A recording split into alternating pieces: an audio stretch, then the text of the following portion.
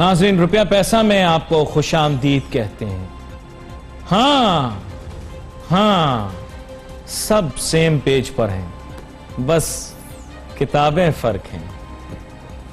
आगे समझने वाले लोग समझ गए। नजरियाती तौर पर मौजूदा हुकूमती सियासी जमात ज्यादा पसंद किया करती थी कयामत का हाल बताने वाले एंकरों को, कहानी सुनाने वाले एंकरों को, और वो भी अब इनके साथ सेम पेज पर। इसकी वजह से ऐसा तासुर मिल रहा है मुल्क के अंदर कि जैसे मामलात किसी और समत में जा रहे हैं। खैर, हमें तो अपनी इकोनॉमी की बात करनी भाई, हम क्यों सबसे बिगाड़ के चलें। वैसे भी आजकल इन लोगों ने तो वतीरा ही बना लिया है, रोज प्रोग्राम का एक हिस्सा सियाको सबाक से हटके उसे वायरल कर देते हैं। चलो कोई बात नहीं, करने वाले लगे रहें, कोई फर्क नहीं पड़ता। लेकिन जो भी बात सुनी या कही जाए, सियाको सबाक को सामने रख के हमारा प्रोग्राम रुपया पैसा मईशत का प्रोग्राम है। हमारा मकसद मुफाद हमेशा ये होता है कि मईशत की बात हो, उसके दरमियान इस तरह की कोई भी बात जो होती है वो इस तनाजुर में कही जाती है कि भाई उसके हमारी इकोनॉमी पे, हमारी बिजनेस पे, हमारे माशरे पे क्या असरात मुरतब हो। अब बात यह, अगर मुल्क की सियासी सूरत हाल जो है वो खराब हो रही है तो उसकी रिफ्लेक्शन किस चीज पे दिखाई देगी? स्टॉक मार्केट पे दिखाई देगी, या पाकिस्तान की इकोनॉमी पे दिखाई देगी, या पाकिस्तान की इंडस्ट्रियल डेवलपमेंट और इन्वेस्टमेंट क्लाइमेट पे दिखाई देगी। ठीक है ना भाई?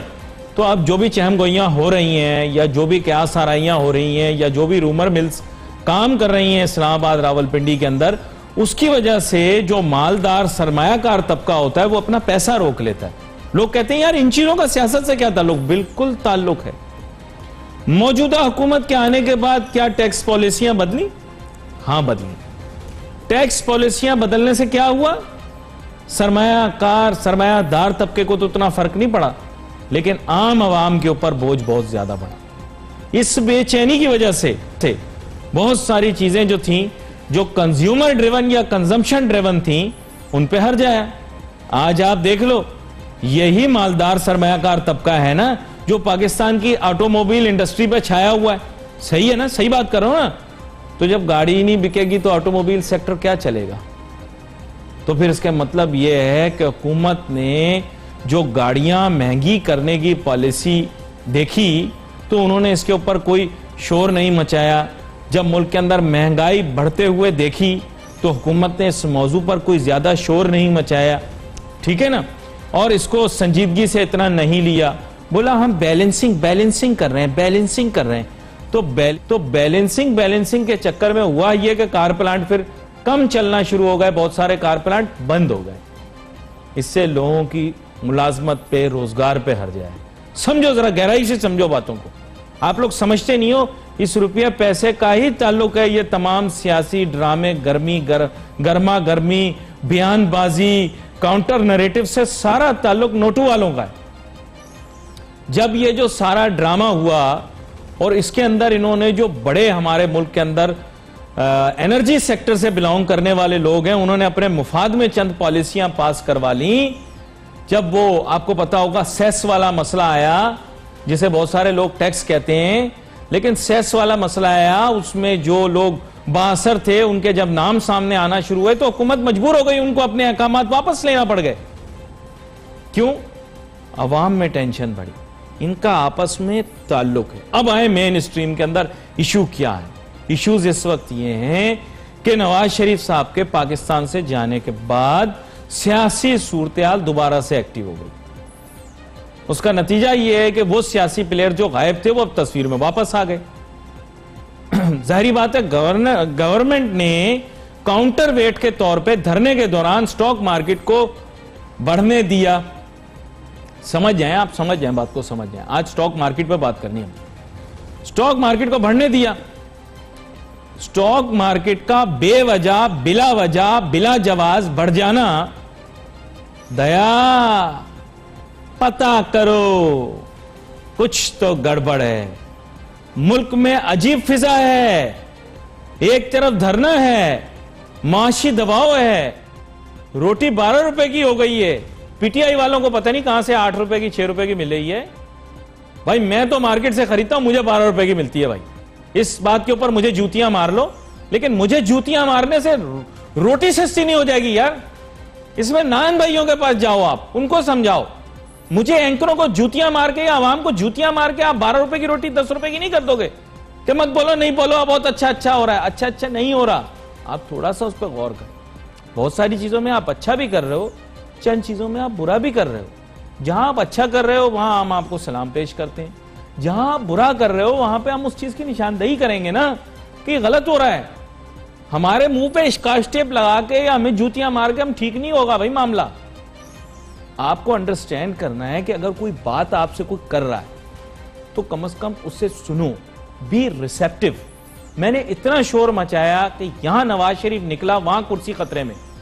मजाल है किसी ने मेरी बात सुनी हो? सुन किसकी रहे हैं? शाहजेब खानजादा की, तल्लत की सुन रहे हैं, शाहिद मसूद की सुन रहे हैं। अरे भाई, इनका धंधा आपके जाने के बाद भी चलता रहेगा, इनका काम नहीं रुकेगा। समझना है आपने बात को, आप अंडरस्टैंड नहीं कर रहे हो, आप कॉम्प्रीहेंड नहीं कर रहे हो। हामिद मीर यही कहेगा, वो अपना मंजन बेचता रहा है, पिछली हुकूमतें भी बेचता रहा है, वो कहेगा अच्छा हुआ है चले गए नवाज शरीफ साहब।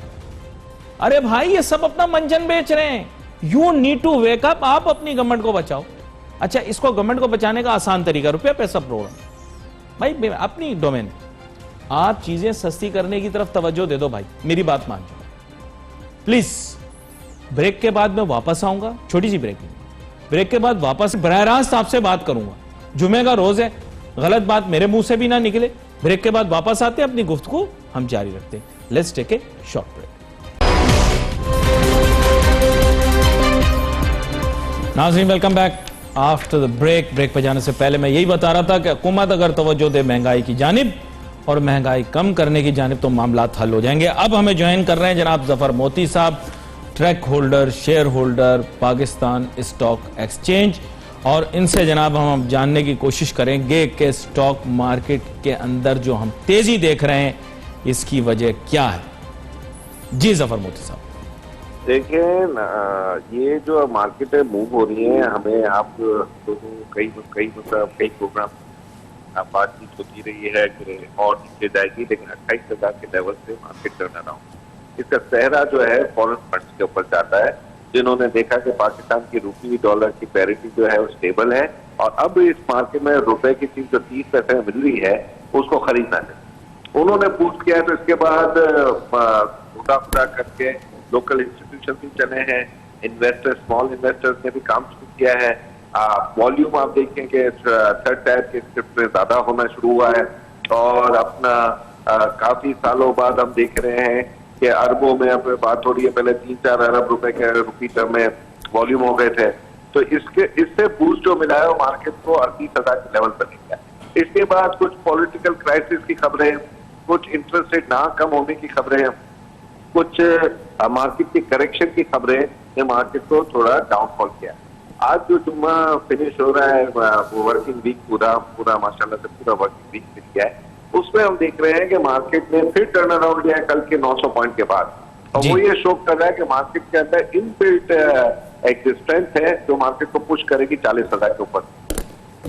चलो, मैं अब आपके साथ भाई चैलेंज लूंगा। पिछली दफा लिया था, मैं हार गया था, इसलिए मैं अब आपकी बात की नफी नहीं करूंगा। क्या पता भाई, पाकिस्तान के अंदर कुछ भी हो सकता है, उल्टा लटकोगे तो सीधा नजर आएगा। लेकिन मुझे कुछ ऐसा महसूस होता है कि क्या सराहियां हुई कि शायद हुकूमत ये चाहती थी कि स्टॉक मार्केट धरने के दौरान ऊपर जाए, और जितना भी अरसा ये सियासी चहमगोइयां होती हैं, सियासी दबाव में हुकूमत रहती है, स्टॉक मार्केट ऊपर की जानिब जाएगी तो अच्छा रहेगा, दुनिया को यह तासुर जाएगा कि धरनों से मईशत पे कोई फर्क नहीं पड़ा। क्या आपने भी कहीं ये बात सुनी है जो मैंने सुनी है? ये हम सुनते रह रहे हैं, पिछले 40 साल से सुनते रह रहे हैं। अब तो हमारी फैमिली को 100 साल हो गए कैपिटल मार्केट, ये खबरें आती हैं। लेकिन एक छोटा सा लॉजिकली आप ये मुझे बताओ कि जिस हुकूमत के पास कराची को पैकेज देने के पैसे ना हो, जिस हुकूमत के पास अपने प्रोजेक्ट पूरे कंप्लीट करने के पैसे ना हो, वो कैपिटल मार्केट में अब सरमायाकारी करने की ताकत नहीं है। मैंने आपको नाम नहीं ले सकता जो फंड्स, फॉरेन फंड्स जो इस वक्त मार्केट में एक्टिव हुए हैं, लेकिन ये है कि आपको मुझे नजर आ रहा है ना कि ये सहरा उन्हीं के हाथ में डालो। फ्री फ्लोट आप देखो, उनको परवाह नहीं थी कि भाई मौलाना क्या करेगा धरने में, और उनको परवाह नहीं थी कि इमरान खान की तरफ से क्या पैगाम हो जाएगा या क्या नेगोशिएशन होगी। वो ये देख रहे हैं कि रुपए की किस पैसे मिल रही है। आज आपको पाकिस्तान में कोई चीज जो 2 साल पहले 100 रुपए की थी या 50 रुपए की थी, आज 300 रुपए की। तो जहां पर ये महंगाई हो रही है तो वहां पर तो ये सस्ता माल था। तो सस्ता माल के ऊपर नजर फॉरेन फंड की होती है। ये इनका ये नफा करने के लिए आते हैं, ये आपसे मोहब्बत करने नहीं आते। ये हांगकांग बेस्ड जो फंड मैनेजर्स हैं या अपना लंदन से जो कॉल करते हैं, इनका काम ये है कि पूरी दुनिया को देख रहे होते हैं। अब आप देखिए ना, इंटरनेट और वाईफाई और इसकी वजह से जो स्पीड ऑफ इंफॉर्मेशन है वो आज से 10 साल पहले थोड़ी थी। तो ये देखते हैं कि भाई कौन सी किसान सस्ती है, वहां पर ये पहुंच जाते हैं। और इनके फंड की जो मूवमेंट है वो बिल्कुल ब्लैक एंड व्हाइट में होती है, तो उससे इनको टेंशन भी नहीं होता है। यहाँ तो हमारे पर तो यहाँ पर मसले ये हो गया पाकिस्तान में कि हर चीज पर नजर स्क्रूटनी की जा रही है। तो कई तो फंड मैनेजर जो लोकल हैं वो डरते हैं नया इन्वेस्टमेंट करते हुए। तो आप ऐसा महसूस कर रहे हैं कि बुनियादी तौर पे हुकूमत के पास ऐसा टूल नहीं था कि वो मार्केट को ऊपर लेकर जाती? मैं बिल्कुल ये कह रहा हूँ कि हुकूमत के पास ऐसे टूल की अवेलेबिलिटी इस हुकूमत के पास नहीं, क्योंकि ये हुकूमत फर्स्ट टाइम ये हुकूमत खुद देखा है कि हमारे पास फंड अवेलेबल नहीं है। जो ये इससे पहले इसाक डार साहब ने कभी एडमिट नहीं किया, उससे पहले हाफिज शेख साहब ने कभी एडमिट नहीं किया, उससे पहले जो भी उमर अयूब थे उन्होंने कभी एडमिट नहीं किया। ये हुकूमत खुद कह रही है कि हम अभी हमारे पास तो इतने पैसे हैं कि अगर आप देखें खुद आप क्या ऐसा हो सकता है जफर मोती साहब के फ्रेंड्स ऑफ द गवर्नमेंट भी तो होते हैं ना लोग, उनका कोई रोल हो? ऐसा मैंने सुना है, हो सकता है मैं गलत सुना हो। आप रिपीट करें क्वेश्चन। आप मैंने कहा हो सकता है कोई फ्रेंड्स ऑफ द गवर्नमेंट भी तो हो सकते हैं ना जो ये काम कर। आप मेरा इशारा समझ रहे हैं ना, मेरा कहने का मतलब हो सकता है मैंने गलत सुना हो, लेकिन नहीं आप फ्रेंड्स ऑफ द हुकूमत जो है वो भी हैं, लेकिन वो खुद बीच में काफी डेंगी शेकी में पड़े हुए थे। जो अपना यहाँ पर हालात है वो कोई अभी इतनी इलॉजिकल ये कि भाई किसी पॉलिटिकल क्राइसिस को अवॉइड करने के लिए या पॉलिटिकल प्रॉब्लम को ठंडा करने के लिए कैपिटल मार्केट को यूज करने वाले बहुत कम हैं। नहीं, आपकी मंतक मजबूत है। बात यह है कि मैं उस पर बहस इसलिए नहीं कर सकता कि वजह जैसे आपने कही कि अगर कोई सिंपथाइज भी करता हो या कुछ जो लोग अपनी तरफ से इल्जाम लगा देते हैं कि भाई कोई स्पेसिफिक सिंपथाइजर है, टू बी वेरी फ्रैंक उनकी भी इस वक्त सिचुएशन ऐसी नहीं है कि शायद वो मार्केट को मैनिपुलेट कर सकें। इशारे में बात हो गई जो भी करनी थी, लेकिन अब आगे चल के ये देखते हैं कि जनाब वाला आज की मॉनेटरी पॉलिसी के बारे में लोग अजीब किस्म की क्या सराहियां कर रहे हैं और फिर कह रहे हैं मार्केट पे उसका असर होगा।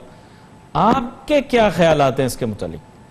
मेंटेन करेंगे, ये नहीं अभी लोगों को छोड़ेंगे बड़े सूद से। ये मैं यही अफसोस हो रहा है कि 50 बेसिस पॉइंट इनको घटाना चाहिए। एक सिंबॉलिक तरीके से या 25 बेसिस पॉइंट घटाना चाहिए।